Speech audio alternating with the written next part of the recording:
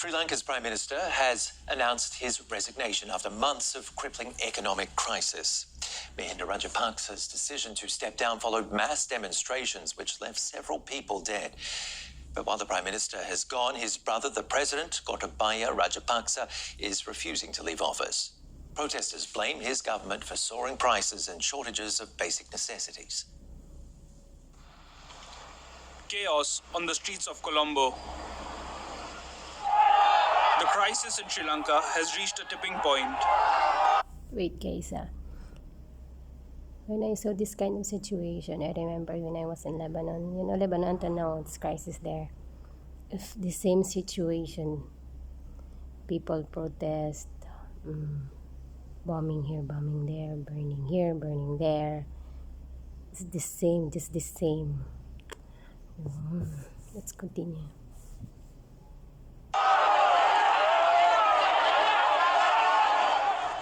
Government supporters have had enough of the protesters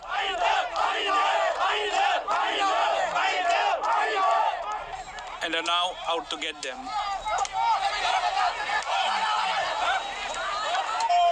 They burn down their tents and wreak havoc across the capital. Sri Lanka is facing its worst economic crisis in decades.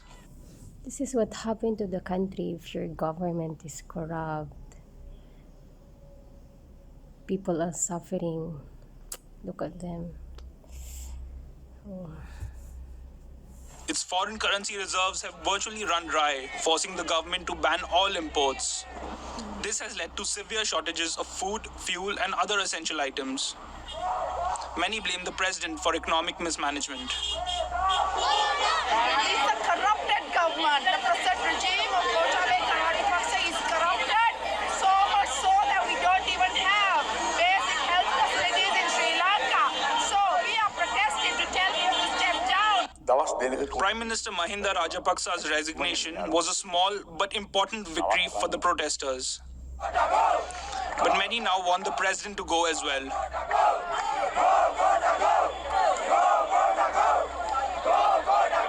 I can't be happier, and I think the people of Sri Lanka must be overjoyed just by the pure fact that he has resigned. It's probably one step towards going towards something good, but I think we have a long way to go in terms of reappointing people to the right places. But this is a fantastic victory for these people if this has actually happened. The military has deployed hundreds of troops to help contain the unrest, and government has imposed an indefinite curfew.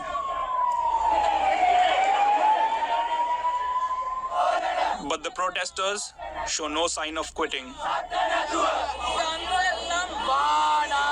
We can now speak to Suluchana Ramaya Mohan, Deputy Editor of Sri Lanka's independent newspaper Ceylon Today.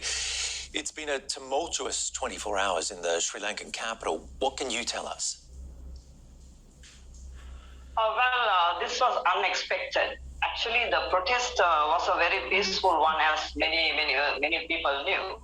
It started about almost a month, close to a month, and they were just demanding for better governance and a system where they can bail out the country from all these debts and actually serve the people and give them the basic needs. It started with the basic needs. They didn't even think of a government to be changed. But the government continued to ignore this factor because they didn't have money, that's true.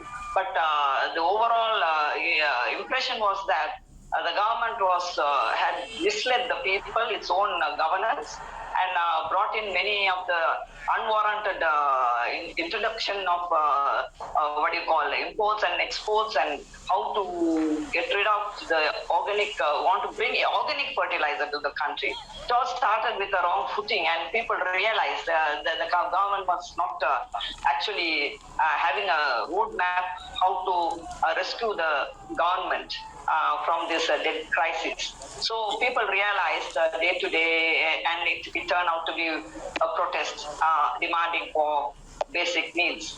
But you mentioned that the government... Sorry if I can just cut in there. You mentioned that the government doesn't have the funds. Does it not have control over its own finances? What's gone wrong? problem was that it was not a thing that this government had to face, but they took up the challenge to bring forth a lot of changes in the system, especially in the forex scenario. But it didn't work because from the time the Easter attacks took place, there was a problem in terms of having funds to import goods and to get the needs for the people. But it aggravated further. And then it was also a wrong footing on their manifesto, what to give the people, which is important for the people. Their priority got mixed up, over which we were pushed to further debt crisis, and then we ran out of dollars. So this is how the matter started. Then there was no gas, there was no fuel, there was no basic commodities such as sugar, milk powder. So it aggravated. It made people's life miserable. To which the protest began, and it was only demanding for food items and basic needs. But when this government couldn't provide that, citing claims that they don't have money and the governments and other countries are not yet giving us the loan that we wanted, and the loans that we obtained from India was not coming immediately. There's a process for it. Even the IMF, there is a process for it. So we are basically stuck without any money. But that was not only the cause, because we could have managed. That's what the experts, economic experts say. We could have managed the situation. This warning came about debt crisis a year ago. So what plans the government had was not known to the people. Okay, so the Prime Minister has gone, Suluchana. Just clarify for me, the Prime Minister has resigned, the President remains in power. What's going to be the next step? The initial protest was about getting the president out. But eventually it turned out to be so bad that even the Prime Minister was called, and they created another little protest around his temple to his official residence. And there was a set up of protest there. We are calling for Prime Minister also stepped down. I think later on it was like, who is going to step down first? Eventually, yesterday it was an unexpected turn when the Prime Minister was met by his supporters from his own village, that is Hambantota area. And they came to cheer him up and make him, force him not to step down, over which he sort of agreed and said, let's look at it. But these protesters, or the people in favor of the Prime Minister, came to the area where the peaceful protest was going on and disturbed the entire setup there and then called for trouble.